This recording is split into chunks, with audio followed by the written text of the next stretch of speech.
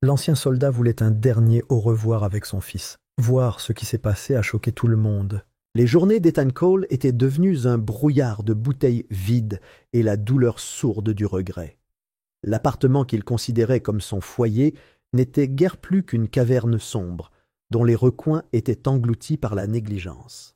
Des murs ternes, jaunis par des années de fumée de cigarettes, l'enfermaient, leur présence oppressante aussi constante que le bruit incessant qui résonnait dans son esprit.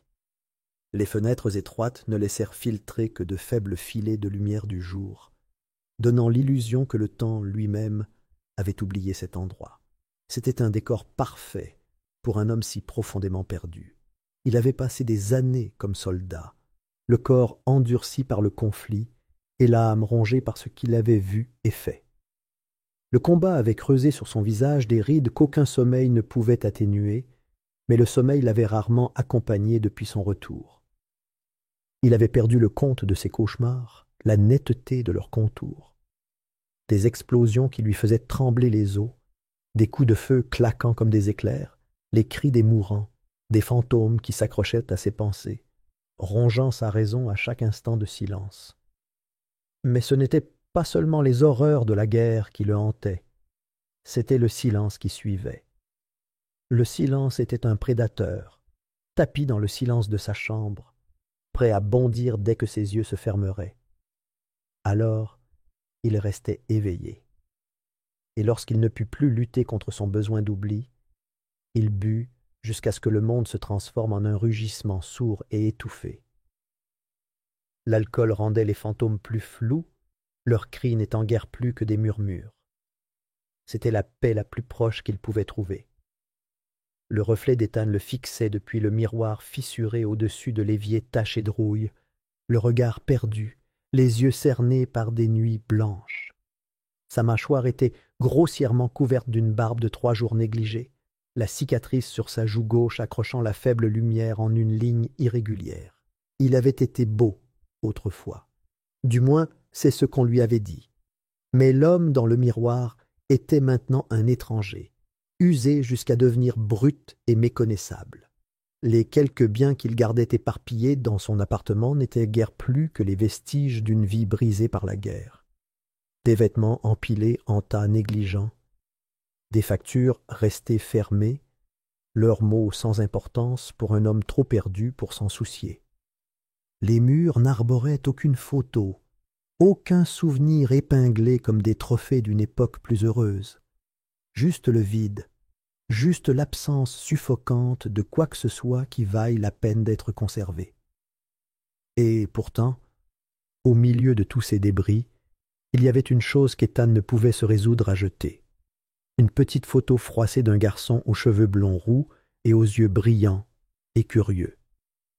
Michael, son fils, le seul morceau de son ancienne vie qui lui restait. Le garçon avait 5 ans la dernière fois qu'Ethan l'avait vu. Sa petite main agitant la main pour lui dire au revoir avec cette joie innocente qu'Ethan craignait désormais de ne plus jamais revoir. 5 ans. Son propre fils en aurait 10 maintenant, un étranger dont il ne pouvait qu'imaginer le visage.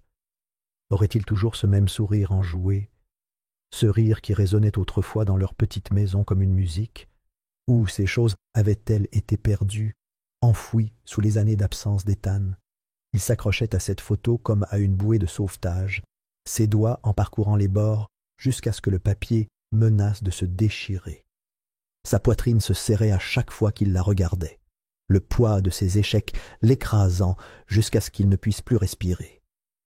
Les lettres qu'il écrivait s'empilèrent dans un tiroir, des mots griffonnés sur du papier bon marché dans des moments de nostalgie ivre, des lettres qu'il n'enverrait jamais, des lettres remplies d'excuses et de tentatives désespérées d'expliquer l'inexplicable.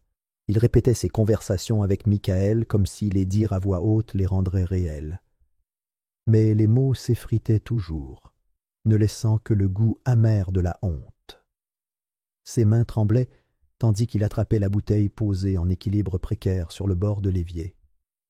Une autre matinée brouillée par les mêmes vaines tentatives de se noyer dans du whisky bon marché. La brûlure dans sa gorge était une sensation bienvenue, une distraction brutale face au vide qui le rongeait. C'était mieux que de ne rien ressentir du tout. Greenridge était une ville qui semblait refléter son propre déclin. Ses rues étaient jonchées de voitures rouillées et de vitres brisées, vestiges d'un passé meilleur abandonné à l'abandon sous un ciel à jamais étouffé par les nuages. Les gens dérivaient comme des ombres, leurs visages dessinés et creusés parce qu'ils les maintenaient accrochés à cet endroit. C'était une ville oubliée du monde, et c'est peut-être pour cela qu'Ethan avait atterri ici. Parce que lui aussi avait été abandonné. Il passait la plupart de ses journées à errer dans les vestiges délabrés de Greenridge, ses pieds arpentant des sentiers familiers avec la précision désordonnée de l'habitude. Les habitants l'évitaient, leurs regards fuyant à son passage, comme s'il portait en lui l'odeur de la violence et du chagrin. Peut-être était-ce le cas. De temps à autre, il se retrouvait au bar délabré juste à côté de Main Street, dont l'enseigne au néon vacillait comme une guêpe furieuse dans la nuit.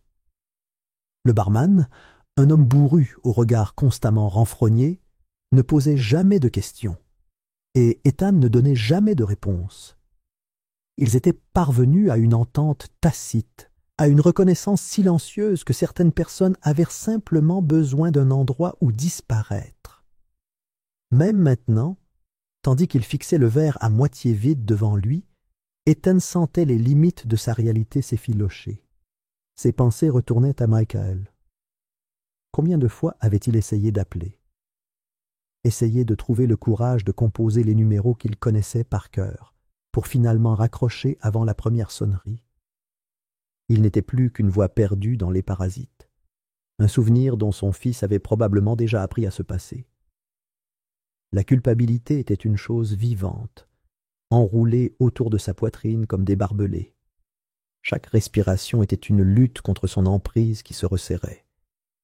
Mais alors même qu'il s'enfonçait plus profondément dans l'obscurité, subsistait une lueur de quelque chose qu'il ne parvenait pas à éteindre. L'espoir. Un espoir fou et désespéré que, d'une manière ou d'une autre, il pourrait retrouver son chemin. Non pas vers qui il était, mais vers quelque chose de meilleur, quelque chose dont son fils pourrait un jour être fier. Les journées d'Ethan se transformèrent en une routine épuisante, faite de frustration et d'espoir désespéré. La décision de se battre pour un droit de visite ne fut pas prise à la légère. Elle naquit d'une nuit où le whisky n'avait pas fait son effet, où l'obscurité de son appartement lui donnait l'impression qu'un être vivant l'enveloppait, lui arrachant l'air des poumons. Quelque chose se brisa alors, une envie primaire de se frayer un chemin hors du trou dans lequel il s'était enfoncé. Et au cœur de tout cela se trouvait Michael, le garçon qu'il avait laissé tomber mais auquel il s'accrochait encore comme au dernier morceau de son âme brisée.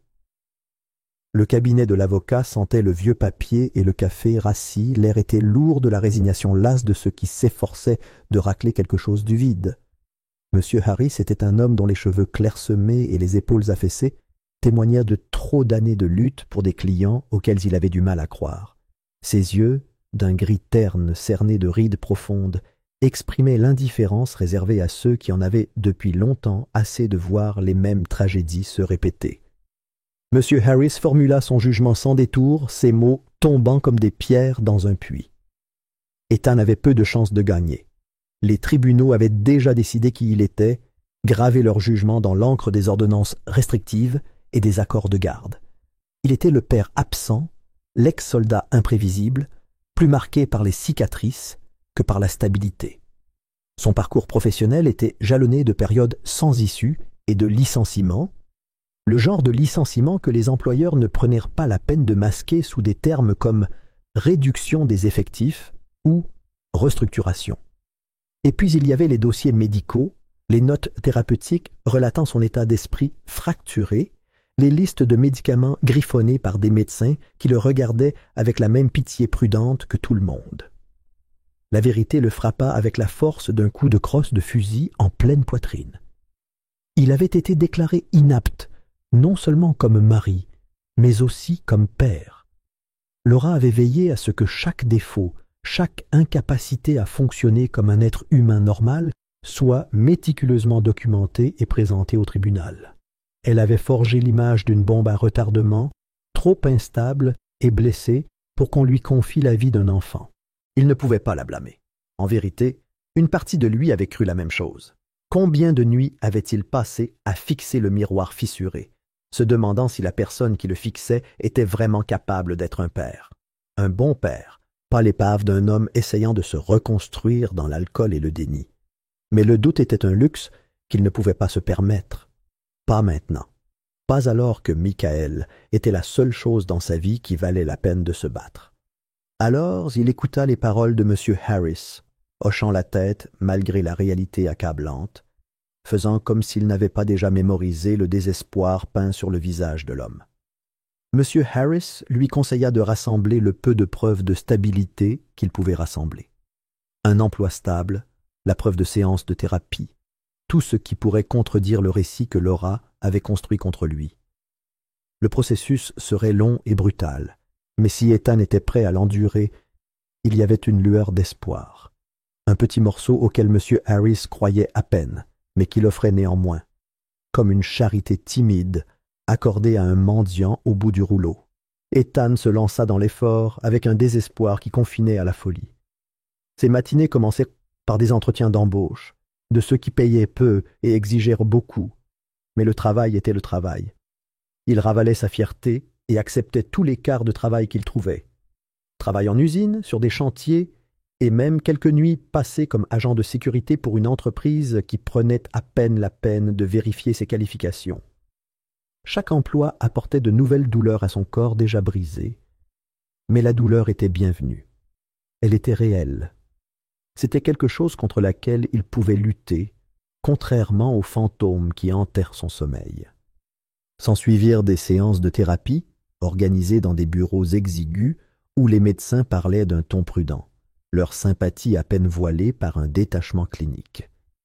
Ils sondèrent son passé avec une précision chirurgicale, décortiquant des couches de culpabilité et de colère jusqu'à ce qu'Ethan se sentât vif et exposé.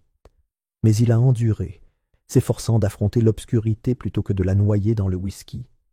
Les audiences se succédaient, plus éprouvantes les unes que les autres. Le regard des juges n'avait d'autre regard que l'examen détaché de bureaucrates trop habitués aux familles brisées pour éprouver la moindre compassion.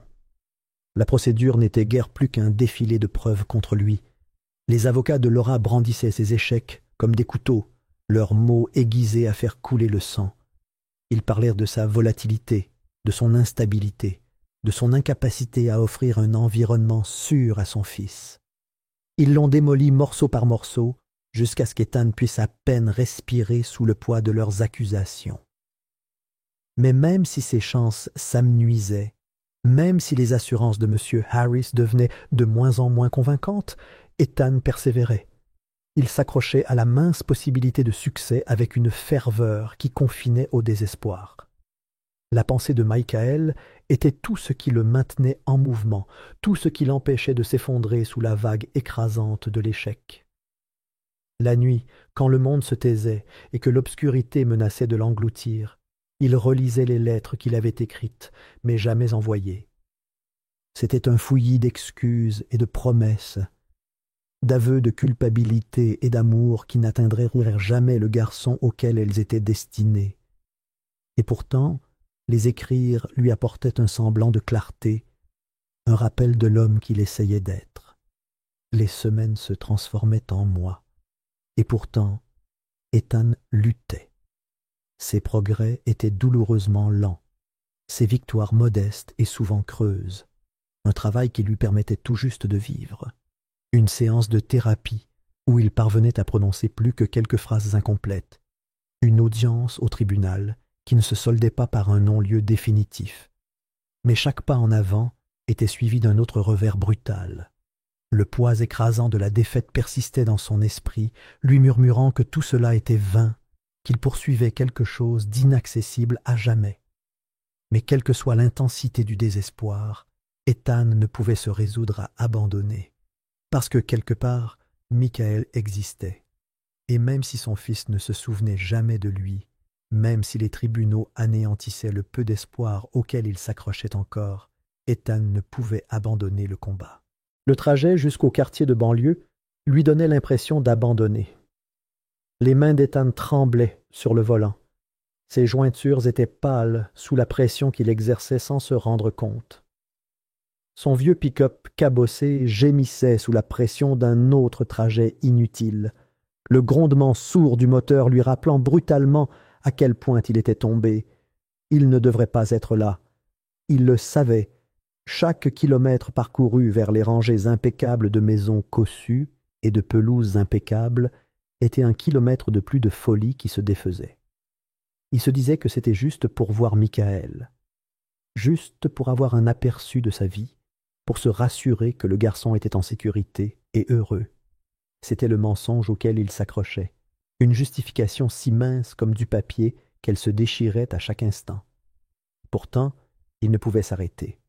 Cette compulsion était une maladie, une oppression qui lui serrait la poitrine et l'écrasait jusqu'à ce qu'il ait du mal à respirer. Le quartier était une imitation pittoresque de la normalité.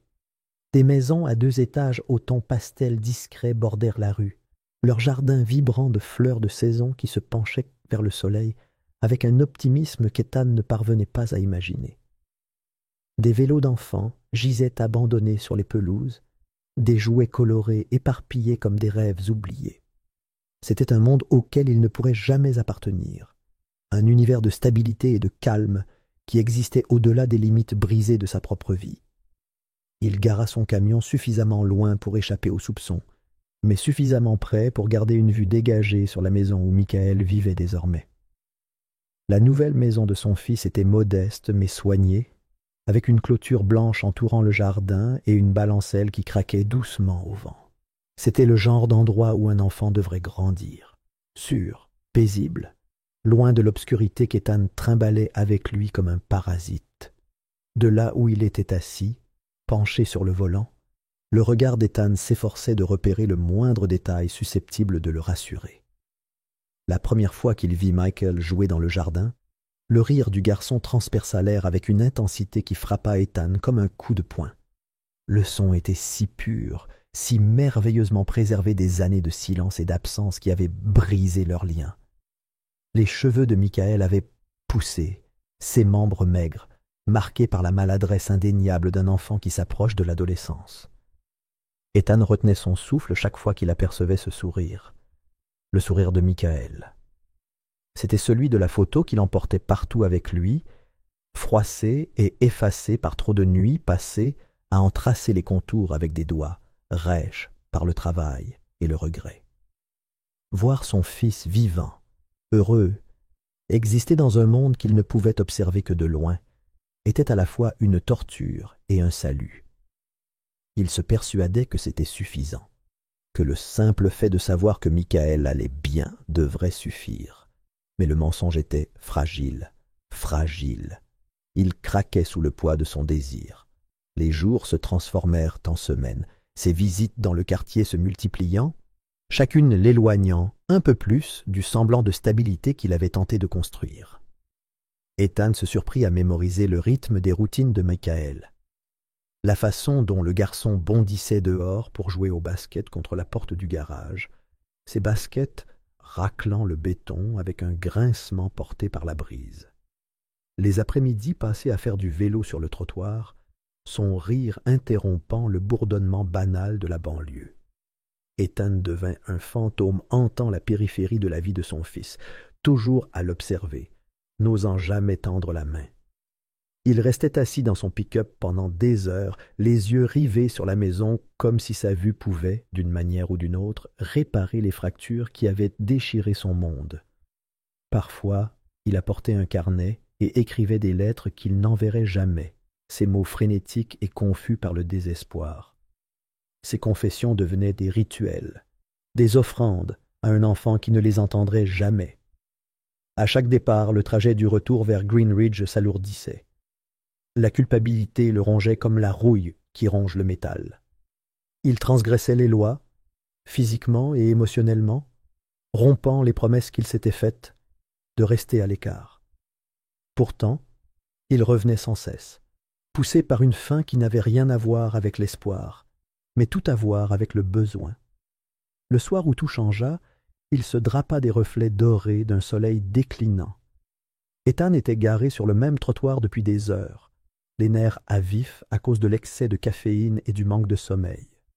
Ses mains tremblaient, le cuir usé du volant rêche contre ses paumes calleuses. Il s'apprêtait à démarrer, à se forcer à partir avant que la tentation d'une imprudence ne devienne trop forte, lorsqu'il aperçut Michael à vélo sur le trottoir. Les cheveux du garçon flottaient au vent, ses joues rougies par l'euphorie de la vitesse. Le sourire de Michael était radieux, une lueur d'insouciance qu'Ethan n'avait perçue que dans de lointains souvenirs. L'espace d'un instant, le monde se rétrécit à ce seul point lumineux. Le garçon pédala plus près, concentré sur le chemin devant lui, son rire dérivant vers Ethan comme un fil fragile à saisir. Le cœur d'Ethan battait fort. Le rythme était rauque et irrégulier, comme si sa poitrine peinait à contenir la force de son propre désespoir. La pensée s'insinua dans son esprit avant qu'il ne puisse l'arrêter. Peut-être juste un mot, une salutation, quelque chose de simple, quelque chose pour prouver qu'il n'était pas complètement perdu dans le monde de Michael, qu'il existait encore. Les doigts d'Ethan serraient la poignée de la porte, ses muscles tendus comme s'il se préparait à une attaque invisible. Son esprit évoquait toutes les possibilités, la plupart se soldant par un désastre. Mais la peur ne pouvait éclipser le désir. Tout ce qu'il désirait, c'était un instant. Une chance de dire à son fils qu'il était toujours là, qu'il n'avait pas abandonné. Même si c'était égoïste, même si c'était mal, Ethan ne pouvait se détourner. Mais alors qu'il ouvrait la porte, le pied lourd sur le gravier, il aperçut quelque chose qui bouleversa sa détermination. Une femme sortit sur le porche, sa voix appelant Michael avec une chaleur désinvolte qu'Ethan ne pouvait espérer reproduire. Laura. Sa présence lui rappelait brutalement les limites qu'il avait déjà franchies. Il vit l'attention de Michael se porter sur sa mère, le visage du garçon s'illuminant tandis qu'il abandonnait son vélo et se précipitait vers elle. Leurs retrouvailles furent comme un coup de poignard dans la poitrine d'Ethan, creusant plus profondément la blessure qui ne cicatrisait jamais vraiment. Il laissa la portière se refermer, son corps s'affaissant contre le siège déchiré de son pick-up. Le trajet du retour fut un brouillard d'obscurité et de dégoût de soi. Son esprit rejouait la scène encore et encore, le narguant par la simplicité de leur connexion. Quelque chose de si naturel et si inaccessible. Il était idiot de croire pouvoir lui voler, ne serait-ce qu'un instant, de ce bonheur. Mais la faim persistait, la rongeait en lui comme une infection incurable. Et malgré tout, Ethan savait qu'il reviendrait. Car l'agonie d'observer Michael de loin valait mieux que l'alternative, mieux que de ne jamais le voir du tout.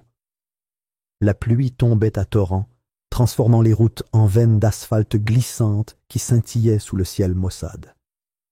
Le camion d'Ethan grinçait et gémissait en signe de protestation, les plaintes du moteur s'intensifiant à chaque kilomètre parcouru. Il revenait d'une nouvelle journée épuisante de travaux de construction au noir, le corps endolori et l'esprit abruti par l'épuisement.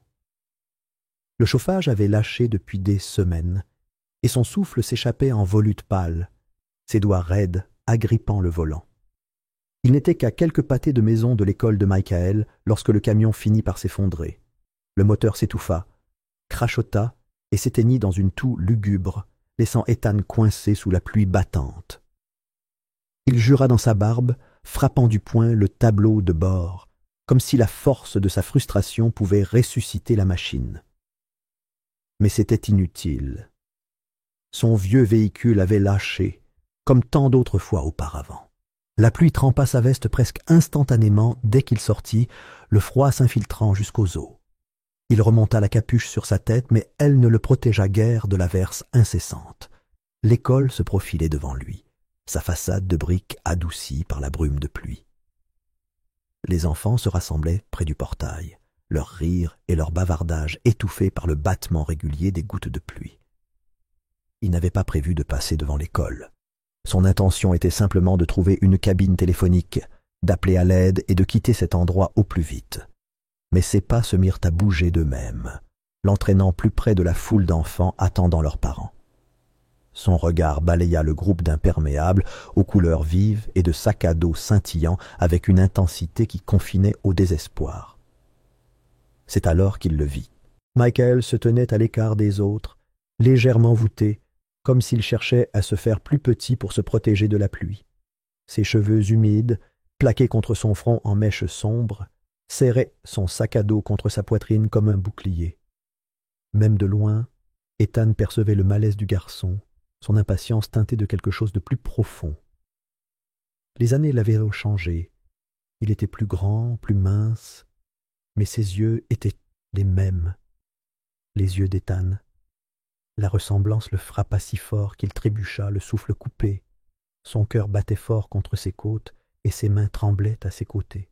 C'était de la folie pure et simple d'approcher le garçon ainsi, et pourtant, il ne pouvait pas se détourner. Pas maintenant. Pas alors que Michael était là, bien réel, respirant, si douloureusement proche. Il essayait de se convaincre qu'il ne faisait que vérifier son état, s'assurer qu'il était en sécurité. Mais le mensonge avait un goût amer et creux. Il traversa la rue sans réfléchir, ses bottes éclaboussant les flaques d'eau peu profondes qui envoyaient l'eau glacée s'infiltrer dans ses chaussettes. Ses pas étaient lourds, incertains, mais il continuait d'avancer, poussé par quelque chose qu'il ne parvenait pas à nommer. Sa voix était rauque lorsqu'il parla enfin, étranglé par le poids de trop de mots non prononcés. Michael releva brusquement la tête, ses yeux s'écarquillant de confusion et de surprise en regardant l'homme debout devant lui. Ethan vit le regard du garçon vaciller sur sa veste en lambeaux, son visage mal rasé, ses cheveux en bataille, qui pendaient sur ses yeux ternis par trop de nuits blanches. L'apparence d'Ethan était bien loin de l'homme dont Michael se souvenait peut-être, si tant est qu'il se souvienne de lui. Les mots sortaient décousus, se bousculant les uns les autres dans une précipitation désespérée. Il essayait d'expliquer qui il était, pourquoi il était là, mais chaque phrase lui semblait erronée, saccadée et mal construite. Michael fronça les sourcils, la suspicion et la peur crispant ses traits tandis qu'il reculait d'un pas. L'estomac d'Ethan se noua, la nausée le serrant. La voix du garçon était faible et incertaine, son regard se portant vers l'entrée de l'école comme s'il cherchait quelqu'un, n'importe qui pourrait expliquer cette rencontre. La panique d'Ethan s'empara de lui, lui brûlant la poitrine tandis qu'il cherchait les mots justes. Mais ils ne venaient pas. Les années de conversation répétées, les dialogues imaginaires qui se repassaient sans cesse dans son esprit, tout se dissolvait sous l'intensité du moment. Il essaya de nouveau, d'une voix rauque et brisée, tandis qu'il prononçait son nom, son identité mise à nu comme une blessure purulente. La reconnaissance qui traversa le visage de Michael était un éclair de sang, profondément tranchante. Les yeux du garçon s'écarquillèrent, le choc se mêlant à quelque chose qu'Ethan ne parvenait pas à définir. Peut-être la colère, peut-être l'incrédulité, peut-être une blessure trop profonde pour être nommée. Ethan fit un pas hésitant vers eux, sa main tressaillant à ses côtés comme pour tendre la main, pour établir une connexion. Mais le corps de Michael se tendit, ses épaules se repliant sur elles-mêmes comme pour se protéger de ce que cet inconnu représentait. Le rejet était brutal, un poids écrasant qui lui coupait la respiration. Il voulait s'expliquer, s'excuser, exprimer tous les regrets et les rêves brisés qu'il portait depuis si longtemps, mais les mots restèrent coincés dans sa gorge, étouffés par le regard effrayé du garçon. Le bruit de pas qui approchait attira l'attention d'Ethan sur l'enseignante qui s'avançait à grands pas vers eux, son expression mêlant suspicion et protection. Elle lui demanda quelque chose d'une voix ferme et inébranlable, mais l'esprit d'Ethan était trop embrouillé pour enregistrer ses paroles. Il ne parvenait à se concentrer que sur Michael qu'on emmenait, le regard du garçon toujours fixé sur lui avec un mélange de terreur et de confusion qui lui fit mal à la poitrine. Le bras du professeur entoura les épaules de Michael, le guidant loin de la pluie et de cet homme qui n'avait aucun droit d'être là. Ethan resta figé, les poings serrés, le froid de la pluie s'infiltrant plus profondément dans sa peau. Sa poitrine se souleva, sa respiration saccadée et irrégulière, tandis qu'il regardait Michael disparaître par l'entrée de l'école. Le monde autour de lui semblait se brouiller, les couleurs se mêlant les unes aux autres, jusqu'à ce qu'il ne reste plus que les battements de son cœur et la vive douleur du rejet. Il s'éloigna de l'école en titubant, la vue brouillée par un mélange de pluie et de larmes. Le chemin du retour vers son camion lui parut interminable, ses pieds traînant dans la boue et la crasse comme s'il portait le poids de ses propres échecs. Lorsqu'il atteignit la carcasse rouillée de son véhicule, son corps tremblait de froid et d'angoisse. Montant dans la cabine, il claqua la portière et enfouit son visage dans ses mains, les doigts pressés contre ses tempes jusqu'à ce que la douleur aiguise ses pensées. Le regard effrayé de Michael se rejouait dans son esprit, encore et encore, écho cruel de la distance qu'il ne pourrait jamais franchir. La pluie continuait de tomber, un rythme implacable qui martelait le toit métallique de son camion comme un compte à rebours vers quelque chose qu'il ne pouvait définir. Tout ce qu'il savait, c'est qu'il s'était rapproché plus que jamais de son fils, pour être repoussé par la réalité même qu'il avait tant voulu affronter. Le monde d'Ethan était devenu un cercle vicieux de culpabilité et de désir, chaque jour se confondant avec le suivant dans la monotonie implacable de l'échec. Depuis cette brève et désastreuse rencontre avec Michael, son esprit était devenu un champ de bataille d'obsession et de regret. Ses pensées emmêlées dans une tempête implacable qu'il ne parvenait pas à apaiser. Le regard effrayé du garçon était gravé dans sa mémoire, un rappel constant de la profondeur de son échec. Le sommeil venait rarement, et lorsqu'il survenait, il n'apportait aucune paix. Ses rêves étaient des paysages fiévreux de champs de bataille et de promesses non tenues, la voix de Michael se mêlant aux échos lointains des coups de feu et aux cris d'angoisse de ses camarades perdus. Les nuits étaient longues et impitoyables, l'obscurité l'enveloppant comme une camisole de force. L'alcool était devenu son seul réconfort, atténuant les effets de son tourment sans jamais vraiment engourdir la douleur. La voix de M. Harris résonnait dans son esprit pendant les moments de sobriété, les paroles de l'avocat, sévères et inébranlables. L'imprudence ne ferait que détruire le peu de chance qui lui restait. Les avertissements de l'homme étaient pragmatiques, dictés par l'expérience et l'épuisement, mais pour Ethan, ils sonnaient comme les réprimandes creuses de quelqu'un qui ne comprenait pas la profondeur de son désespoir. Il se lança dans la quête de la rédemption avec une détermination née du désespoir. Il passa ses journées à travailler sur un chantier qui semblait se nourrir de la force d'hommes comme lui, des âmes brisées et désespérées qui portaient leur tragédie comme une seconde peau. Le travail était brutal, les heures longues et impitoyables, mais il accueillait l'épuisement avec joie. Il était plus facile de pousser son corps à ses limites que d'affronter le tourbillon incessant de pensées qui menaçait de le noyer. Le contremaître, un homme grisonnant, nommé Burke, à la voix grave et aux mains calleuses par des décennies de dur labeur, était ce qui se rapprochait le plus d'un mentor pour Ethan. Burke ne posait pas de questions. Il se fichait du passé d'Ethan, ni des ombres qui l'enveloppaient comme des toiles d'araignée. Tout ce qui l'intéressait, c'était qu'Ethan puisse faire le travail. Et Ethan en était capable. Ses muscles le faisaient souffrir, ses articulations saignaient, mais il persévérait, poussé par un objectif qu'il parvenait à peine à exprimer.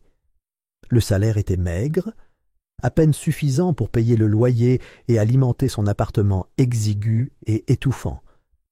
Mais il économisait ce qu'il pouvait, fourrant des factures froissées dans une enveloppe, comme si cette maigre somme avait le pouvoir de reconstruire sa vie brisée.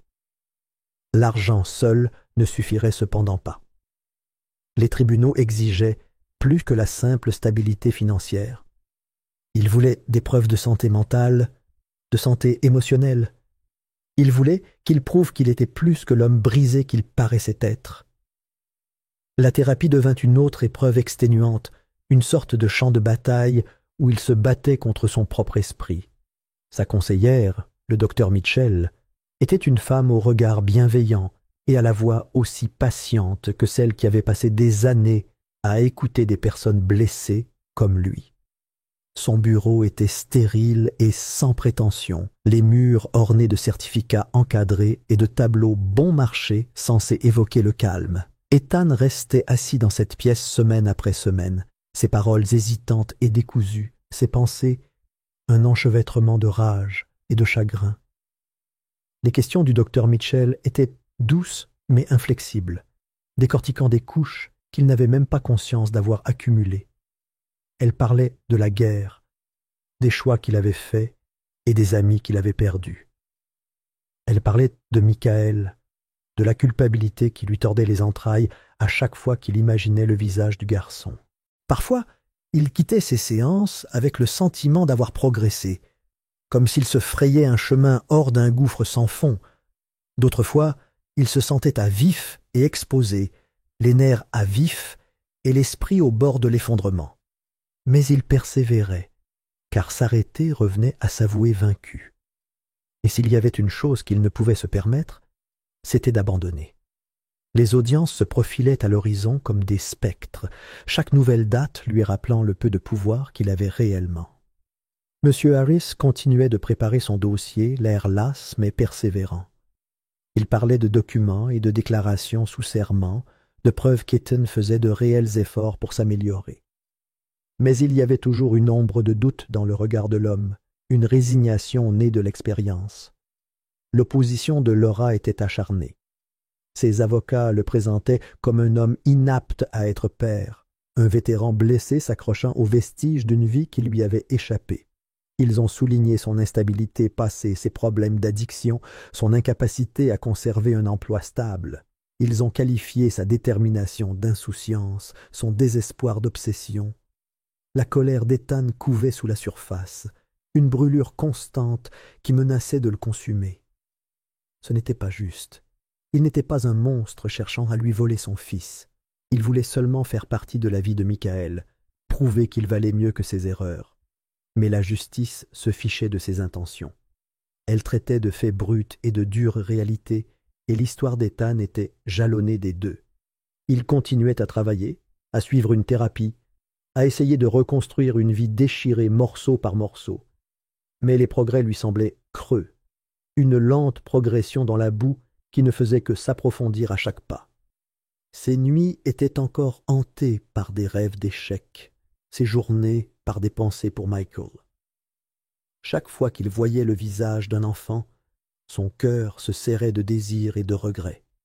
La solitude était une chose vivante, le rongeait d'une faim implacable. Son appartement était une prison, ses murs se refermant chaque jour. Sa seule compagnie était son amertume, son dégoût de soi. Et pourtant, malgré tout cela, il s'accrochait à l'espoir qu'un jour, d'une manière ou d'une autre, il trouverait le moyen de faire partie de la vie de son fils. Le corps d'Ethan s'affinait, son regard plus vif malgré l'épuisement qui le tiraillait. L'alcool restait une tentation, une béquille dont il ne parvenait pas à se défaire. Mais il essayait. À chaque nuit passée à noyer son chagrin, il en passait une autre à se forcer à rester sobre, les mains tremblantes tandis qu'il fixait la bouteille et s'efforçait de résister. C'était un cycle brutal qui le laissait plus brisé qu'entier. Mais c'était tout ce qu'il avait. Sa détermination devenait un bouclier contre le poids écrasant de ses propres échecs, et même si le monde continuait de conspirer contre lui, il refusait d'abandonner. Parce qu'abandonner signifiait perdre Michael à jamais, et c'était un destin qu'il ne pouvait accepter. La pluie tombait à verse, un torrent incessant qui brouillait le monde en une traînée de grisaille et d'ombre. Le camion d'Ethan gémissait en se frayant un chemin dans les rues glissantes et sinueuses, le cliquetis du moteur presque perdu sous le fracas incessant de l'averse. Ses muscles étaient endoloris par la journée de travail, chaque articulation raidie et protestant à chaque tour de volant.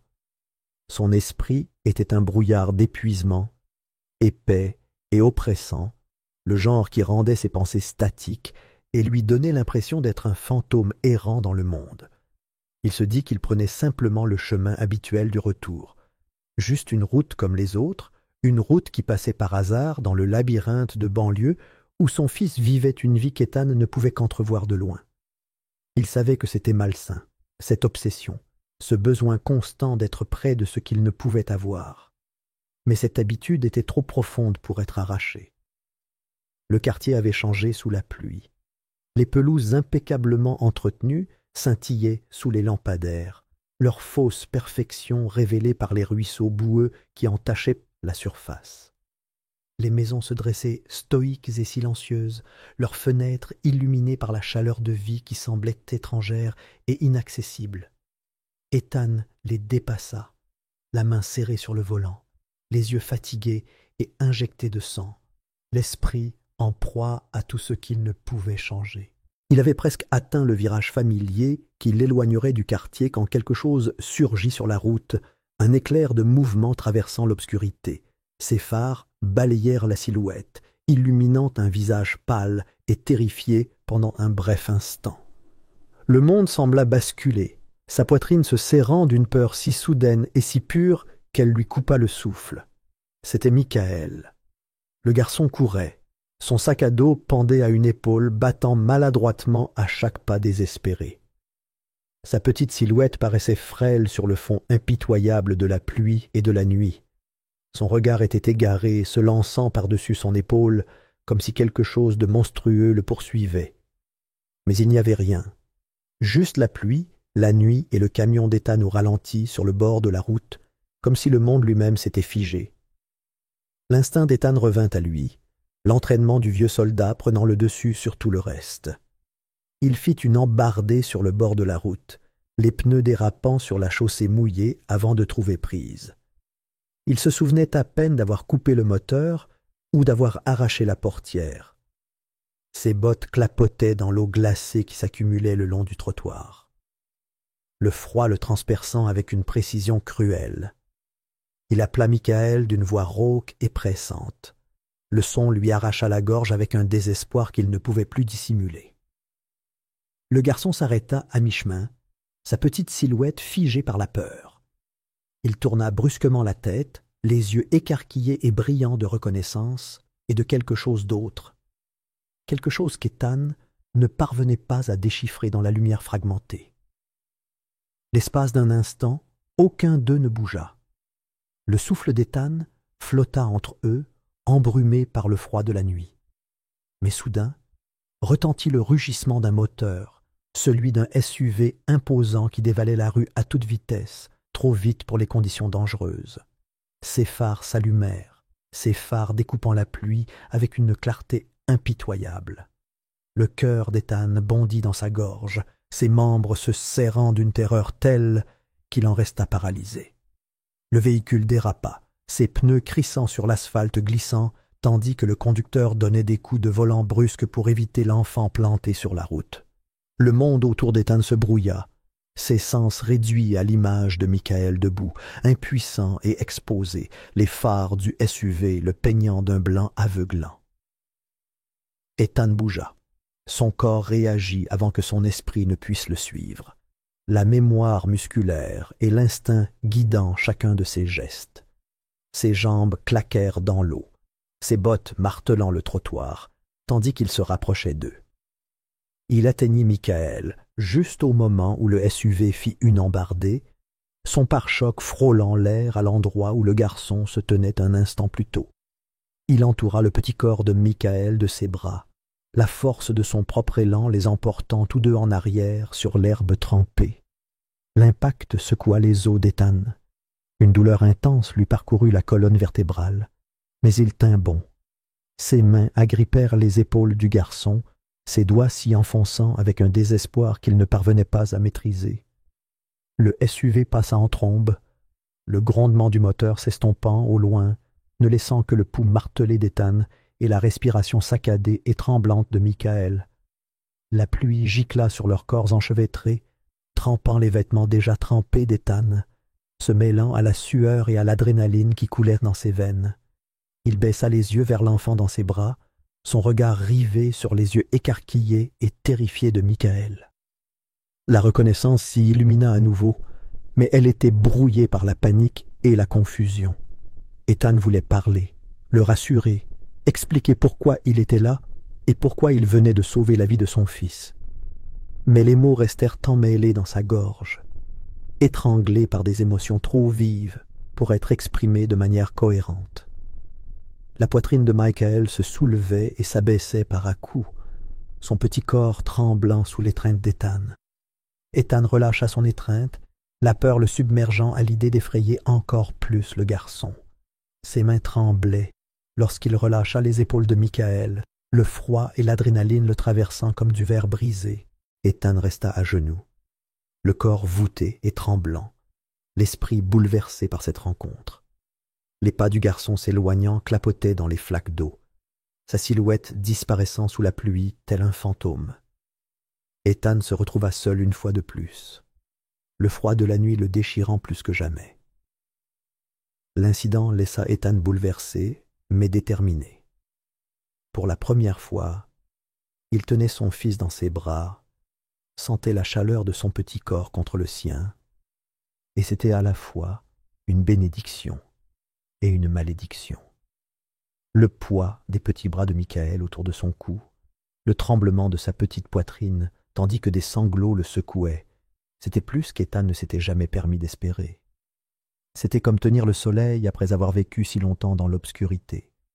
Pourtant, même dans cet instant de connexion, les ombres de ses échecs murmuraient aux confins de son esprit, le narguant en lui rappelant ce qu'il avait perdu.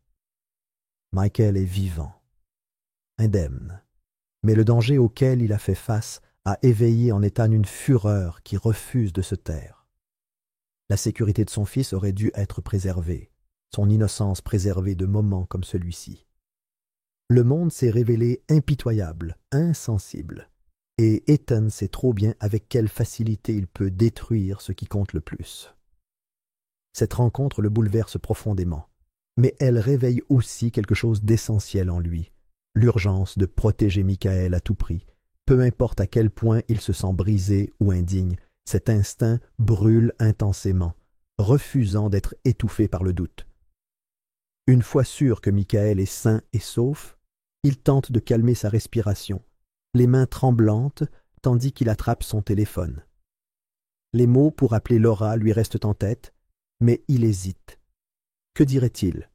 Qu'il se trouvait là, par un malheureux hasard, juste à temps pour empêcher que son fils ne lui soit enlevé d'une manière plus définitive que ne pourrait l'imposer une décision de justice? Cette pensée le nausée. Mais avant qu'il ne trouve le courage de passer l'appel, il entend le crissement des pneus sur le trottoir, une explosion de mouvements frénétiques qui fend l'air. La voiture de Laura s'immobilise brusquement sur le trottoir et elle quitte le volant avant même que le moteur n'ait eu le temps de se calmer.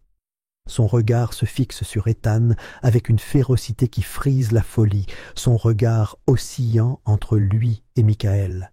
La panique et la rage déforment ses traits, sa bouche forme des mots qui frappent comme des lames. Accusateur, condamnateur. Comment ose-t-il toucher leur fils? Comment ose-t-il seulement s'approcher de lui? Sa voix s'élève au-dessus de l'inquiétude murmurée des passants, dépeignant Ethan comme un prédateur tapi là où il n'est pas désiré. Les mots le frappent avec la force d'un marteau, chacun ébranlant les fragiles vestiges de son sang-froid. Il tente de s'expliquer, la voix étranglée par l'incrédulité et le désespoir. Il lui raconte comment il a trouvé Michael errant seul, comment il l'a sauvé d'un cauchemar qui était sur le point de devenir réalité. Mais l'expression de Laura reste froide, insensible à la raison et à la gratitude. Sa colère éclipse tout le reste, transformant ses tentatives d'explication en un vain murmure. Pour elle, il reste l'échec, l'homme incapable de se prendre en main, et encore moins de se voir confier la sécurité de leur enfant. Alors que Laura entraîne Michael vers sa voiture, Ethan sent une partie de lui-même s'effondrer, quelque chose de vital lui être arraché à chaque pas. Les protestations larmoyantes de son fils se perdent sous les sévères réprimandes de Laura, et le monde qui l'entoure lui paraît lointain, surréaliste. L'espace d'un instant, il reste figé, les bras ballants, tandis qu'il regarde son fils être à nouveau emmené. La chaleur de l'étreinte de Michael persiste contre sa peau, une sensation fantomatique qui le laisse vide et démuni. Quelques jours plus tard, un coup frappé à sa porte brise le fragile cocon d'isolement dans lequel il s'est enfermé. L'enveloppe qu'on lui tend est épaisse, son poids est inquiétant. Son nom griffonné au recto résonne comme une condamnation à mort, mais il s'efforce de garder le cap tandis qu'il l'ouvre. Les mots jaillissent de la page, se tordant dans son esprit jusqu'à prendre un sens pervers. Harcèlement. Tentative d'enlèvement. Des accusations si éloignées de la réalité qu'elles pourraient aussi bien être griffonnées par un fou. Les implications s'abattent sur lui comme un linceul, son propre fils, sa chair et son sang. Et maintenant, le monde croit qu'il a tenté de l'enlever par la force et la tromperie. L'incrédulité se transforme en une rage fulgurante, une fureur qui semble pouvoir briser les fondements mêmes de son existence. Mais la rage seule ne suffit pas à arranger les choses. Le désespoir le tenaille, son esprit s'agitant à toute vitesse devant les impossibilités qui se présentent à lui. Comment les choses ont-elles pu si mal tourner? Comment la vérité a-t-elle pu être déformée de manière aussi grotesque? La nouvelle des allégations se répand rapidement, saignant tous les aspects de sa vie. Son emploi sur le chantier est le premier à tomber. Le contremaître le regarde avec un mélange de pitié et de peur, ses paroles chargées d'excuses, même lorsqu'il dit à Ethan qu'il ne peut pas risquer la responsabilité de le garder à son emploi. Le jugement persiste dans l'air, un brouillard auquel Ethan ne semble pas pouvoir échapper. Sa réputation déjà fragile s'effondre sous le poids des soupçons. Il se réfugie dans un appartement exigu qui, chaque jour qui passe, ressemble davantage à une cellule de prison. Les murs semblent se refermer sur lui, leur peinture défraîchie craquelée et cloquée comme sa propre psyché brisée. Le thérapeute qu'il consulte l'avertit que sa santé mentale se détériore rapidement, qu'il doit trouver la stabilité avant de se perdre complètement. Mais cet avertissement semble lointain, étouffé par la tempête qui fait rage en lui. Et pourtant, malgré tout, la détermination d'Ethan reste inébranlable. Le monde peut lui faire subir tous les enfers qu'il veut, mais il refuse de se laisser briser. Il a déjà été brisé et transformé plus de fois qu'il ne peut en compter. Ce n'est qu'une épreuve de plus, une nouvelle couche de douleur à endurer. Mais sous cette souffrance se cache quelque chose de plus fort. Le souvenir des bras de Michael autour de lui, l'amour féroce et désespéré qui palpitait entre eux lors de ce bref instant de connexion. Il ne peut pas abandonner maintenant. Pas quand son fils est là, vivant sous le poids des mensonges et de l'amertume. Pas quand la seule chose qui le retient dans la raison est l'espoir qu'un jour, d'une manière ou d'une autre, il sera autorisé à être le père que son enfant mérite. Alors, Ethan serre les poings, le regard dur avec détermination. Ce combat est loin d'être terminé. Épuisé et mentalement en proie à des difficultés, Ethan se tourne vers la seule option qui lui reste. Une dernière supplication à Laura. Le poids de l'échec pèse sur lui avec une force presque physique, lui écrasant la poitrine jusqu'à ce que chaque respiration devienne un combat. Le monde l'a dépouillé de tout, son travail, sa réputation, sa dignité. Il ne lui reste que l'espoir ténu de revoir son fils, même si ce n'est qu'un adieu doux amer. La lettre devient sa dernière bouée de sauvetage. Il y met toute la force de son cœur brisé, griffonnant les phrases d'une main tremblante et la vue brouillée par les larmes. Il reconnaît ses erreurs, les innombrables échecs qui l'ont mené là. Il écrit sur son combat contre les ténèbres qui rongent son esprit, le regret de ne pas avoir été l'homme qu'il aurait dû être. Les pages deviennent une confession, une offrande de son âme mise à nu. Il la supplie de le laisser voir Michael, ne serait-ce qu'une fois, ne serait-ce que pour lui dire au revoir. Le désespoir qui se lit dans chaque mot est une vérité brute, sans filtre, qu'il ne peut plus garder pour lui. Une fois la lettre terminée, Ethan la contemple avec un sentiment d'achèvement. Il n'y a plus rien à dire. Sa supplication est aussi nue et vulnérable que lui, témoignage d'un homme prêt à s'humilier au-delà de l'orgueil et de l'ego. C'est un abandon non seulement à Laura, mais aussi à la dure réalité. Sa rédemption pourrait bien être un fantasme qu'il n'atteindra jamais.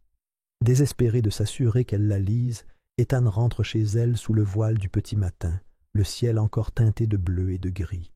Sa voiture vibre et gémit, comme si elle reflétait sa propre décrépitude. Ses mains serrent la lettre avec une poigne crispée, tandis qu'il s'approche de la boîte aux lettres, ses pas irréguliers sur l'herbe trempée de rosée. Il hésite avant de glisser l'enveloppe dans la fente rouillée, ses doigts s'attardant sur le métal, comme si cet acte pouvait, d'une certaine manière, traduire sa sincérité. S'éloigner de chez elle, c'est comme s'arracher un morceau de lui-même. Chaque pas est une lutte contre l'envie de faire demi-tour, de supplier en personne, de tomber à genoux sur son porche et d'implorer la moindre lueur de pitié. Mais il sait que ce n'est pas possible. Il a déjà essayé et à chaque fois, le résultat a été le même. Son visage déformé par la colère, ou pire, par l'indifférence. Cette lettre est son dernier acte de courage, aussi pitoyable soit-il. Les jours passent dans un brouillard d'attente anxieuse. Le monde extérieur à son appartement se refroidit, la morsure acérée de l'hiver s'infiltrant à travers les murs fins. Son téléphone reste silencieux, tel un poids mort dans sa poche qui semble plus lourd à chaque heure qui passe. Dormir est un luxe qu'il ne peut pas se permettre. Il passe ses nuits à arpenter la pièce exiguë, son esprit ruminant les mêmes pensées tourmentées, jusqu'à ce qu'elles se transforment en un tourbillon exaspérant d'autorécrimination et de désespoir. Il tente de se distraire avec la routine, se forçant à accomplir des tâches subalternes, comme si feindre la normalité pouvait l'empêcher de s'effondrer complètement. Mais rien ne comble le vide, rien n'apaise la douleur lancinante de ne pas savoir si sa requête a été lue. Les paroles de son conseiller résonnent sourdement dans son esprit, le pressant de préserver le peu de stabilité qui lui reste. Mais à quoi bon rester sain d'esprit quand le monde lui-même semble dérangé? Alors qu'il est certain que sa lettre a été jetée, une nouvelle tentative ratée de combler un gouffre trop grand pour être franchi, son téléphone sonne. Le son est si étrange dans le silence oppressant de son appartement qu'il le surprend. Il manque de laisser tomber le téléphone dans sa hâte de répondre, les mains moites de sueur. Le nom de Laura brille à l'écran comme une accusation et une bouée de sauvetage à la fois. Sa voix est froide, son froid s'infiltre dans le téléphone et s'installe au plus profond de sa poitrine. Les mots sont secs, dépourvus de la chaleur qui caractérisait autrefois leur conversation.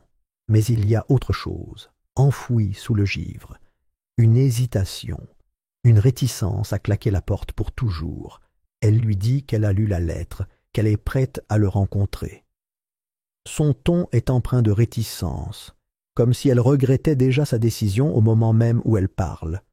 Le soulagement le submerge comme un raz-de-marée, sa force lui faisant presque plier les genoux. Elle veut qu'on se retrouve dans un parc, dit-elle, un endroit où Michael se sent en sécurité.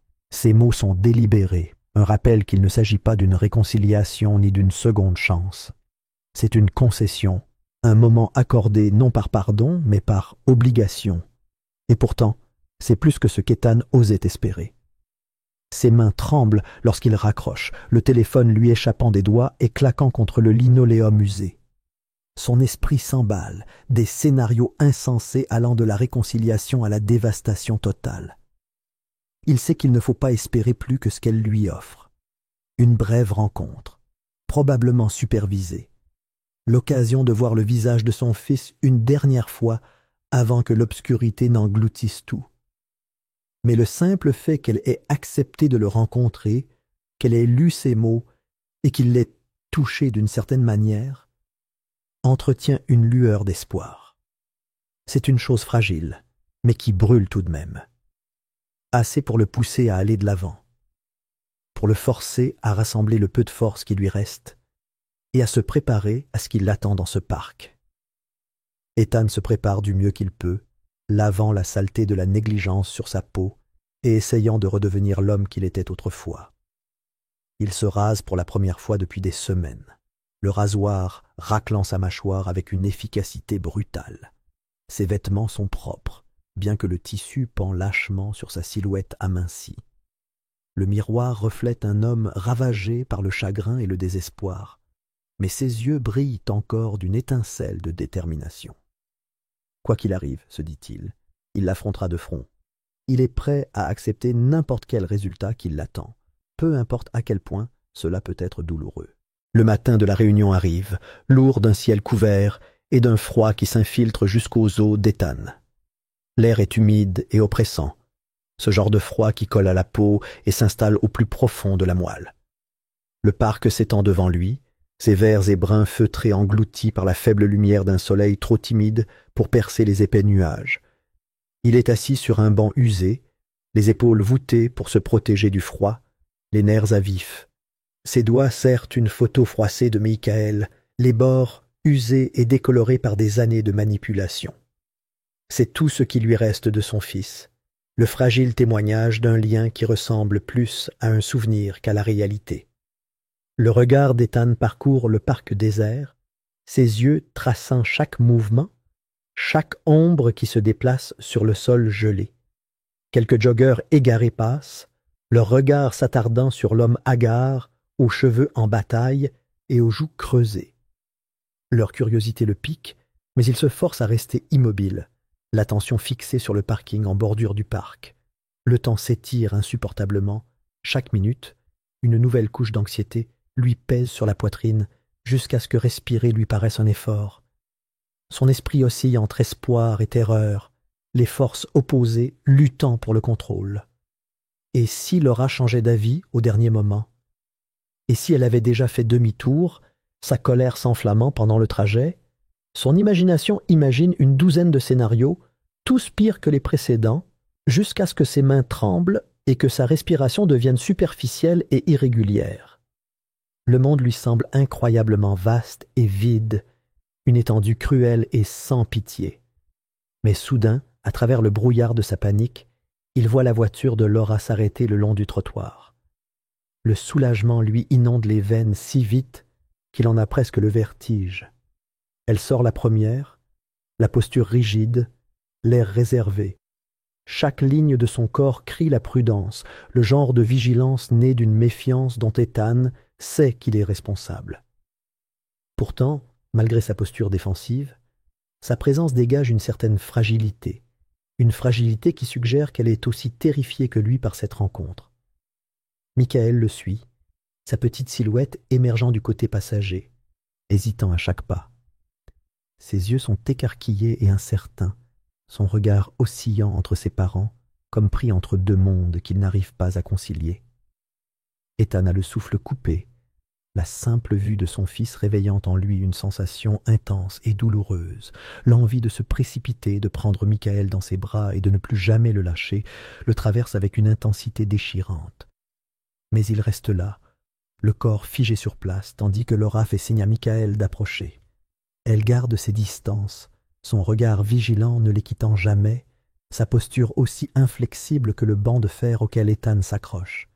Ses bras restent croisés sur sa poitrine, son visage soigneusement dessiné en un masque de contrôle qui ne trahit rien de ses pensées. L'espace entre eux ressemble à un champ de bataille, chaque centimètre carré représentant une fragile négociation de limites qu'aucun d'eux n'ose franchir. Michael marche lentement, ses petites mains s'agitent nerveusement à mesure qu'il approche. Ses yeux sont brillants de larmes retenues, son expression est un mélange de curiosité et de prudence. Ethan se force à parler, la voix chargée d'émotion, les mots confus et bruts. Il dit à Michael combien il lui a manqué, que chaque jour sans lui a été comme une errance dans un désert sans fin. Les mots jaillissent de lui, bruts et désespérés, mais sincères. Il admet ses erreurs, ses échecs, les nuits passées à se noyer dans les regrets et à souhaiter pouvoir remonter le temps. La confession le déchire comme du verre brisé, chaque syllabe le laissant plus exposé, plus vulnérable qu'il ne l'aurait jamais cru possible. Et pourtant, il ne retient rien. La vérité est tout ce qu'il a à offrir, une demande de pardon formulée sans attente. Il ne demande pas l'absolution. Il essaie seulement de donner à son fils un aperçu de l'homme qu'il a autrefois espéré être. Michael écoute, le regard fixé au sol plus souvent que sur le visage d'Ethan. Ses doigts tordent le bas de sa veste, un geste nerveux qui frappe Ethan comme un coup de poing au ventre. Pourtant, le garçon ne s'éloigne pas, ne se réfugie pas dans la sécurité de la présence vigilante de sa mère.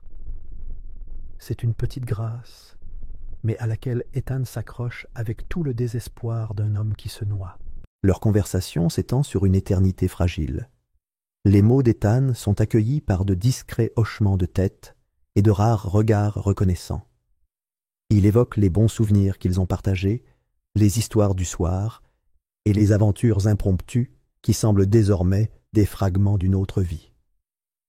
Il dit à Michaël que malgré tout ce qui a mal tourné, malgré les dommages causés, son amour pour lui n'a jamais faibli. Il n'ose pas tendre la main, sachant que l'instant est trop délicat, trop facilement brisé par un seul faux pas. Mais le besoin de combler la distance qui les sépare le ronge, une soif sans fin. La fraîcheur de l'air s'estompe sous la chaleur de son désespoir. Tout ce qu'il désire, c'est voir son fils sourire, savoir qu'une part de lui existe encore dans sa mémoire. Le regard de Michaël croise enfin le sien, et l'espace d'un instant, le monde semble à nouveau entier. Il y a de la douleur, de la confusion, mêlée à quelque chose de plus doux, quelque chose qu'Ethan ose espérer être la plus infime lueur de pardon. Cela suffit à le faire parler, sa voix basse et régulière, un grondement de promesses et d'excuses. Pendant tout ce temps, Laura reste en retrait, sa présence pesant sur lui comme un poids constant. Il ressent son jugement avec autant d'acuité que le vent glacial qui déchire son fin manteau. Et pourtant, son silence n'est pas la condamnation sévère qu'il redoutait. C'est quelque chose de plus ambigu, une volonté réticente de laisser cette rencontre se dérouler sans interférence. Les minutes passent, lui échappant comme de l'eau, jusqu'à ce qu'il n'ait plus rien à dire. Sa voix vacille, sa gorge irritée par l'effort de dire la vérité qu'il a si longtemps gardée enfouie. Le regard de Michaël se détourne, son attention attirée par le bruissement des feuilles ou les chants lointains des oiseaux. L'instant s'enfuit, un fil fragile tendu au bord de la rupture. Ethan sait que cette rencontre est temporaire, conditionnelle, et probablement la dernière qu'il aura jamais. Cette prise de conscience l'envahit avec une irrévocabilité qui le laisse vide. Mais même si le désespoir le submerge, il se force à rester calme. Quel que soit le résultat, il a donné à Michaël la seule chose qui lui reste à offrir, la vérité. Et cela, se dit-il, doit suffire. Alors que la conversation s'amenuise, Ethan sent le poids du moment peser sur lui, l'air lourd de non-dits et de rêves brisés. Son regard reste fixé sur Michaël, le visage baigné de larmes de son fils, tel un miroir reflétant tout ce qu'il a perdu et tout ce à quoi il s'accroche encore. Le parc autour d'eux semble se fondre dans un flou sourd, le bruissement des feuilles et les sons lointains, engloutis par le silence qui s'étend entre père et fils. Ethan comprend ce qu'il doit faire. Cette prise de conscience est une douleur lente et cinglante qui le transperce avec une précision brutale. Il dit à Michaël qu'il est fier de lui, que le garçon a une force dont il ne pouvait que rêver, que sa gentillesse et sa résilience sont des dons qu'il ne faut jamais tenir pour acquis. Ses mots tremblent lorsqu'ils quittent ses lèvres, une confession crue prononcée avec le respect d'une prière. Il dit à Michaël qu'il l'aime plus que les mots ne peuvent l'exprimer, que peu importe où la vie les mène, cet amour restera toujours. Ce n'est pas suffisant. Cela ne le sera jamais. Mais c'est la seule vérité qu'Ethan a encore à dire. Il voit la confusion dans les yeux de Michaël, sa lutte pour donner un sens à un monde qui ne lui a offert que les fragments d'une famille brisée. La poitrine d'Ethan se serre, son souffle s'accélère alors qu'il se force à prononcer ces mots qui semblent empoisonnés sur sa langue. Il promet de rester à distance, de respecter les souhaits de Laura, d'arrêter de mener un combat qu'il a déjà perdu. Sa voix se brise sous le poids de cet aveu, cet abandon au goût de cendre et de regret. Mais sous l'agonie, il y a une clarté, une lueur de paix dans la certitude qu'il fait le bon choix. Les larmes de Michaël débordent, luisant comme des éclats de verre, le long de ses joues. Les mains du garçon tremblent, ses épaules tremblent de sanglots qu'il tente en vain de contenir. Puis, avant qu'Ethan puisse réagir, Michaël le serre dans ses bras. L'étreinte est soudaine et féroce, un acte de connexion désespéré qui laisse Ethan sans voix. Ses propres bras se referment sur la petite silhouette de son fils, le serrant aussi fort qu'il l'ose, ses doigts s'enroulant dans le tissu de la veste de Michaël, comme pour s'ancrer à quelque chose de réel, quelque chose qui vaut la peine de vivre. La chaleur de l'étreinte s'insinue dans l'âme d'Ethan, une marque d'amour et de pardon que les mots ne peuvent égaler. L'espace d'un instant, toute la douleur, toute l'amertume et la perte s'effacent, remplacées par une pureté presque sacrée. Mais l'instant est fugace, fragile, et s'écoule déjà comme l'eau entre ses doigts. La voix aiguë de Laura fend l'air. Son ton est filé par la panique et la colère. Le son brise le lien entre le père et le fils, éloignant Michael avec une force qui laisse les bras d'Ethan vides et creux. Il regarde Laura conduire Michael vers la voiture, sa main agrippant son épaule avec une urgence possessive. Mais alors même que la distance se creuse, Ethan voit Michael jeter un coup d'œil par-dessus son épaule, les yeux emplis d'un désir qui n'a d'égal que le sien. Et puis ils disparaissent.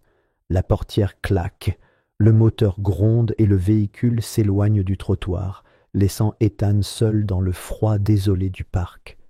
Le ciel demeure gris et impitoyable. Les nuages s'épaississent comme s'ils se préparaient à déchaîner une tempête.